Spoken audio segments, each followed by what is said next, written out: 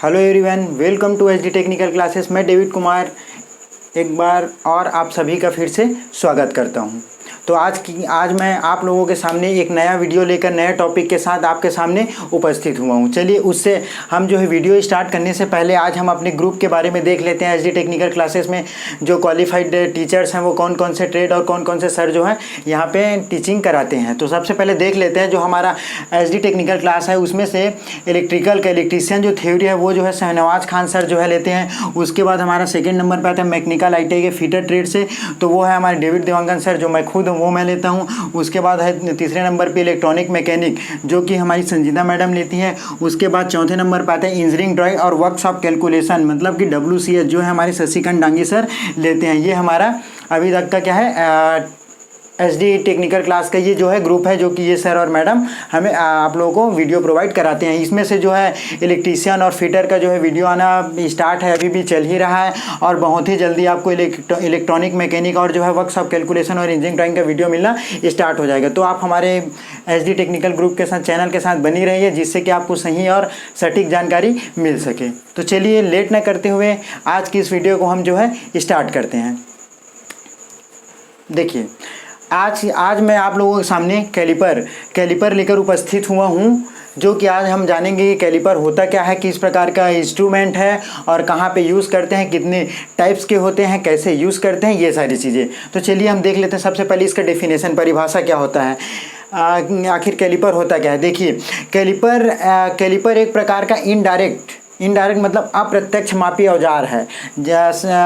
अप्रत्यक्ष मापी औजार है मतलब कि हम जो है इस अप्रत्यक्ष मापी औजार को कहाँ यूज़ करेंगे, इसका जो है स्टील रूल की सहायता से किसी जॉब की लंबाई, चौड़ाई, मोटाई या व्यास ये सब चीज़ें मेज़र करने के लिए हम जो है कैलिपर का यूज़ करते हैं। ये जो है बहुत से टाइप्स के होते हैं, अलग अलग जगहों पे यूज़ करने के लिए अलग अलग कैलिपर के यूज़ किया जाता है। तो वो सारे कैलिपर कैसे होते हैं वो देख लेते हैं। ठीक है, नेक्स्ट देखिए सबसे पहले कंस्ट्रक्शन देख लेते हैं कि ये कौन कौन से भाग इसमें होते हैं। देखिए जो ऊपर आपको दिखाया जा रहा होगा कैलिपर का, इसको जो है नोब बोला जाता है। यहाँ पे आपको दिखा रहा होगा कि दो टांगों के बीच में जहाँ यहाँ बीच में रोलर लगा हुआ है इसको जो है पिवेट बोला जाता है।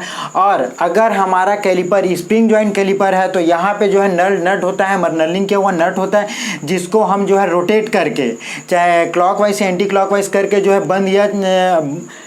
बंद करने या खोलने का काम जो है करते हैं। तो इसको जो है स्क्रू बोला जाता है। यहाँ पे जो दो दिख रहा है आपको मुड़ा हुआ इसको लेग्स बोला जाता है। इसी लेग के अकॉर्डिंग भी जो है कैलिपर को जो है अलग अलग टाइप्स में बांटा गया है। उसके बाद यहाँ पे भी आप देख लीजिए, यहाँ पे आपको पिवेट मिल जाता है गोल आकार का, फिर यहाँ पे नर्लिंग नट को ही दिखाया गया है। ठीक है, तो ये जो है इसके पार्ट्स हुए।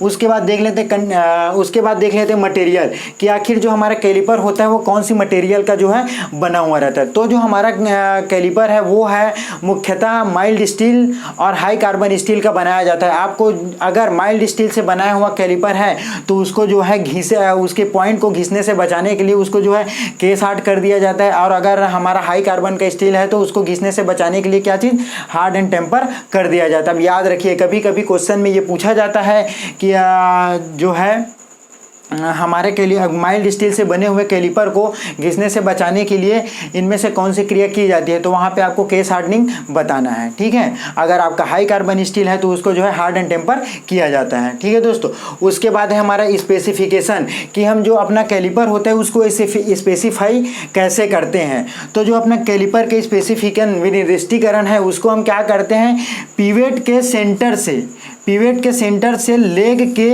लंबाई मतलब उसके पॉइंट की लंबाई तक जितना लेंथ रहता है उससे हम इसको क्या करते हैं, स्पेसिफाई करते हैं। मतलब कि जो हमारा कैलिपर का लेंथ होता है उससे हम अपने कैलिपर को क्या करते हैं, स्पेसिफिकेशन करते हैं, विनिर्दिष्टीकरण करते हैं। मतलब कि अगर आपको कभी मार्केट में अगर कैलिपर लेने जाना है तो आपको किससे, एक तो लेग की लेंथ से और दूसरा ज्वाइंट से, मतलब टाइप ऑफ ज्वाइंट किस प्रकार का ज्वाइंट है वो हम बता करके अपने कैलिपर को स्पेसिफाई करते हैं। ठीक है, उसके बाद है साइजेस कि ये कौन कौन से साइजेस में उपलब्ध होते हैं। तो ये जो है जनरली 100 mm, 150 mm, 200 mm की लंबाई में आते हैं, ठीक है। इसका कोई साइज उतना महत्व नहीं करता। उसके बाद है एक्यूरेसी, एक्यूरेसी कितना होता है। तो इसकी एक्यूरेसी बात की जाए तो जैसा कि मैंने पहले ही बताया था कि ये जो है क्या है, एक इनडायरेक्ट मेजरिंग टूल है, इनडायरेक्ट मेजरिंग इंस्ट्रूमेंट है ना।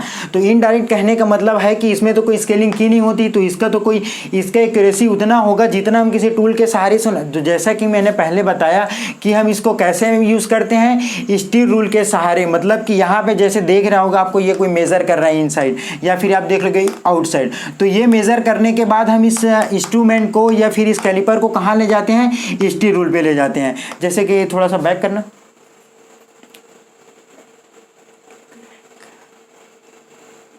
यहाँ पे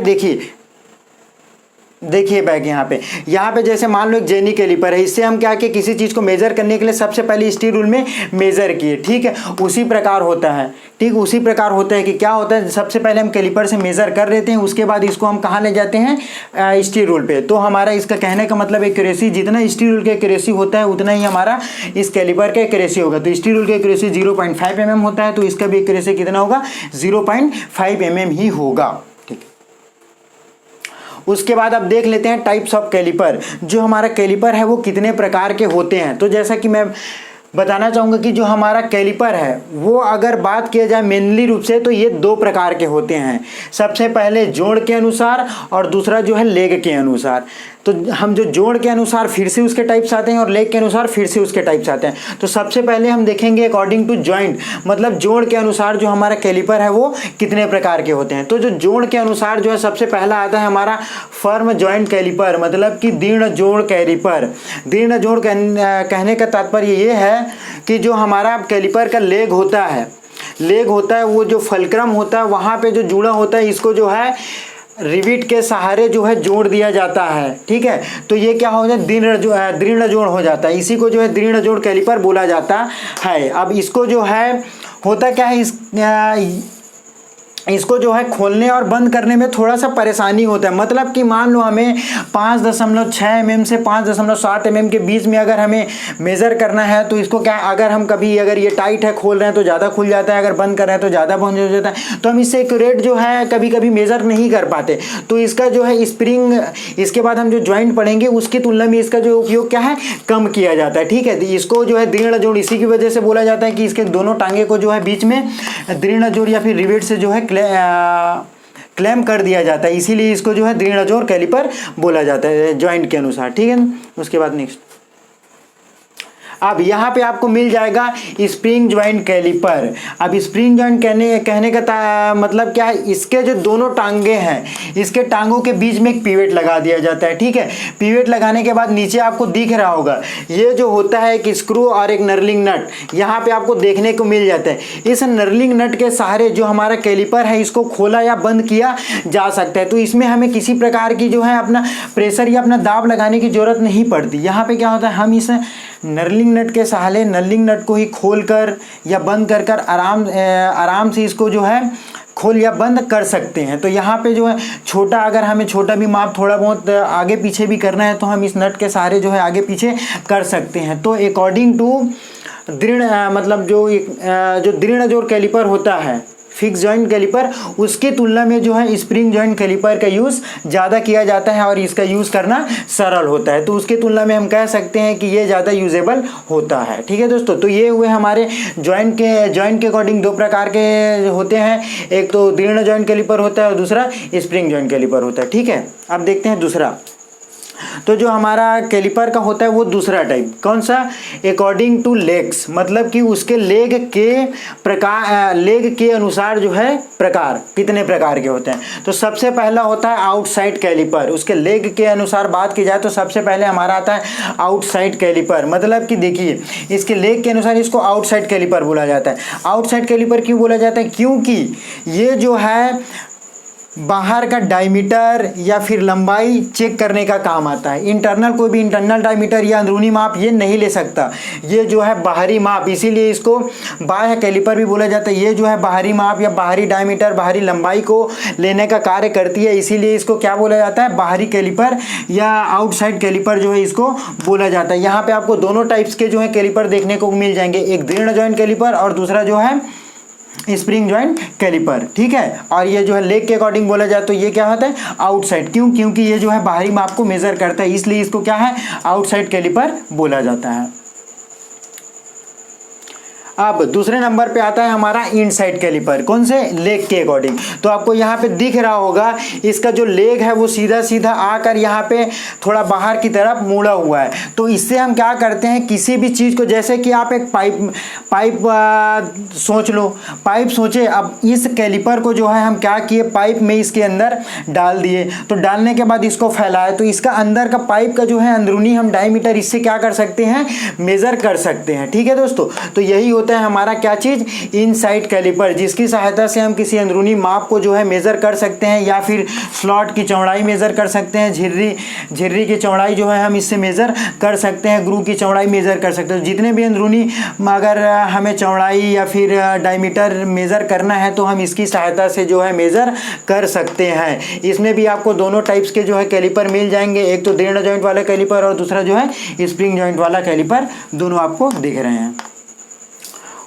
उसके बाद आता है आपका नंबर थर्ड नंबर का कैलिपर, जिसको बोला जाता है जेनी कैलिपर। ये मोस्ट आईएमपी है, इसका यूज़ भी आप लोगों को बहुत ही ज़्यादा करना होता है फिटर वर्कशॉप में। तो इससे पहले जो हम कैलिपर पढ़ें, कौन सा, इनसाइड कैलिपर और आउटसाइड कैलिपर, वो क्या है, वो एक मेजरिंग टूल है, ठीक है, वो एक मेजरिंग टूल है। लेकिन जो हम जेनी कैलिपर पढ़ने वाला है ये एक मार्किंग टूल है। क्या, मार्किंग टूल है। ये एक प्रकार का इनडायरेक्ट जो है मार्किंग टूल है। इसकी सहायता से हम अपने जॉब को मार्किंग करते हैं। कैसे मार्किंग करते हैं, अपने जॉब के किनारे से जो एक दूसरे के समानांतर लाइन खींचने के लिए जो है इसका यूज किया जाता है। इसको क्या बोला जाता है, जेनी कैलिपर। जेनी कैलिपर को और दो नामों से जाना जाता है, जिसको जो है ऑड लेग कैलिपर या फिर हर्माफ्रोडाइट कैलिपर बोला जाता है। जेनी कैलिपर को और किन दो नामों से जाना जाता है, हर्माफ्रोडाइट कैलिपर और ऑड लेग कैलिपर भी बोला जाता है। ये कभी कभी क्वेश्चन में पूछा जाता है कि जेनी कैलिपर को और किस नाम से जाना जाता है, तो अब याद रखिए उसको जो है हर्माफ्रोडाइट कैलिपर और जो है ऑड लेग कैलिपर के नाम से जाना जाता है। अब बात कर लेते हैं इसके पार्ट्स की। तो यहाँ पे आपको दिख रहा होगा पिवट, जैसे मैंने बताया था इसको बोला जाता है, और ये जो है बेंट लेग होता है और ये जो है स्ट्रेट लेग होता है। यहाँ पे लोकेटिंग जो है लॉग लगा होता है और यहाँ पे एक नट लगा होता है, ये एडजस्टेबल पॉइंट होता है। इस नट के सहारे से, इस नट के सहायता से हम इसको ढीला या टाइट करके इस पॉइंट को जो है थोड़ा एडजस्ट हम इसको कर सकते हैं, इसीलिए इसको जो है क्या है, एडजस्टेबल पॉइंट बोला जाता है। अब हम इसकी सहायता से क्या क्या कर सकते हैं, इस जेनी कैलिपर की सहायता से। इस जेनी कैलिपर की सहायता से यहाँ पे आपको दिख रहा होगा एक जॉब है, और जॉब के किनारे से हमें जो है समानांतर लाइन खींच सकते हैं, अपने जॉब के सरफेस पे समानांतर लाइन खींच सकते हैं। जैसे कि अपने हमें खींचना है लाइन, तो इस हमें जॉब के किनारे से मान लो 5 mm की दूरी पे खींचना है, तो हम क्या करते हैं, सबसे पहले इसको है जो हम अपनी स्टील रूल पर ले जाते हैं, रखते हैं, फिर 5 mm जितना पे हमें लाइन खींचना है उतना mm हम क्या कर लेते हैं, मेज़र कर लेते हैं। फिर इस कैलिपर को ले जाकर यहाँ पे हम इसके समानांतर लाइन खींच लेते हैं। ये पहला काम हुआ कि अपने जॉब के समानांतर लाइन खींचने के लिए इसका यूज़ किया जाता है। दूसरा जो है किसी भी राउंड आकार का, ये भी क्वेश्चन IMP है, हमेशा देखने को मिलता है कि गोल आकार का जॉब जो है जेनी कैलिपर का यूज़ कहाँ किया जाता है, किसी भी गोल आकार का जो जॉब होता है उसका जो है सेंटर ज्ञात करने के लिए या जो है केंद्र ज्ञात करने के लिए जेनी कैलिपर का यूज़ किया जाता है। अब वो केंद्र कैसे ज्ञात किया जाता है, जब हम प्रैक्टिकल का वीडियो बनाएंगे तो आपको बताया जाएगा, ठीक है। इसके बाद देखते हैं नेक्स्ट। देखिए अब यूसेस ऑफ जेनी कैलिपर, कैसे कैसे हम यूज़ करते हैं। यहाँ पे आपको दिख ही रहा होगा कि जेनी कैलिपर को एक दूसरे के इधर भी लाइन खींच रहा है, इधर भी लाइन खींच रहा है, ठीक है। किसी भी सेंटर को भी निकाल सकते हैं हम। देखिए जहाँ पे सेंटर निकालना हो, एक तो इसके सहारे से हम लोगों ने ऐसे हॉरिजेंटल लाइन खींचा, फिर वर्टिकल लाइन खींचा इधर करके, तो यहाँ से हम इसमें सेंटर भी ज्ञात कर सकते हैं। और दूसरा यहाँ पे दूसरा आपको दिखाया जाएगा कि वाइस में किसी जॉब को फंसा करके अपने गोल आकार के जॉब का जो है सेंटर ज्ञात करने में भी जेनी कैलिपर का यूज़ किया जा रहा है। तो आज ठीक है नेक्स्ट। आज के लिए बस इतना ही। आज का टॉपिक कोई अच्छा था, बहुत अच्छा था, तो एक छोटा टॉपिक था। आशा करता हूँ कि आप लोगों को समझ में आया होगा। ठीक है, ओके, बाय बाय।